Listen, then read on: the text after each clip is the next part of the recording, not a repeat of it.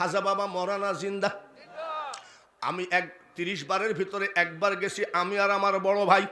মাজার শরীফের ভিতরে 14 বছর মতন 15 বছরের মতন একটা ছেলে কানতেছে, ও বাজান আর পয়সা করি চিন্তায় হয়ে গিয়ে গুই বাজি আই ঘরত কেনে যাইম। কোন জায়গার ভাষা জোরে কোন? কোন জায়গার?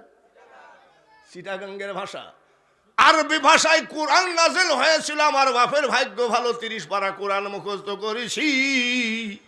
যদি চিটাগাঙ্গি ভাষায় নাযিল হতো 78 বছর বয়সে আধ পারা হতো না। চিটাগাঙ্গের ছেলেটার টাকা পয়সা হারায় গেছে, যাই বলছে ও বাজান, খাজা বাবার কাছে বলতেছে, ও বাজান আর পয়সা করি চিন্তায় হয়ে গেই গুই বাজি আয় ঘরত করে যাইম। আমি মিটমিট করে হাসতেছি। আমার বড় ভাই আমাকে বলছে, রওজা শরীফের ভিতরে হাসিস কেন? আমি, ভাইজান তুমি বেজার হইও না, কষ্ট পাইও না। আমার খাজা না হয় আরবি জানে, আমার খাজা না হয় হিন্দি জানে, আমার খাজা না হয় ফার্সি জানে, আমার খাজা না হয় উর্দু জানে। মনে করলাম খাজা বাবা বাংলাও জানে। খাজা বাবা তো চিটাগাঙ্গি ভাষা জানে না, এই জন্যে আমি হাসি। এরে কাঠমোল্লার দল, ভালো করে শোন। মসজিদে, শাহজাহানি মসজিদে ফজর পরে বসে আছি, ইশরাক পড়বে একটু বেলা হলে।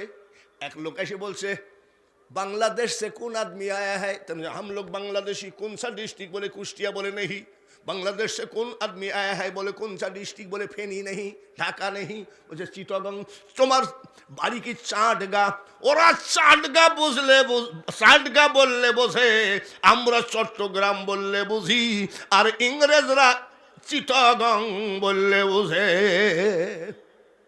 হ্যাঁ, তোমার নাম জালাল উদ্দিন? बोले हैं। 400 रुपया চিন্তায় हो गया? बोले हैं। এই নাও 800 रुपया, মুল্লুক দেশে চলে যাও। আমরা জিজ্ঞাসা করলাম কি ব্যাপার? বলে ও খাজার কাছে এমন কান্দা কানছে।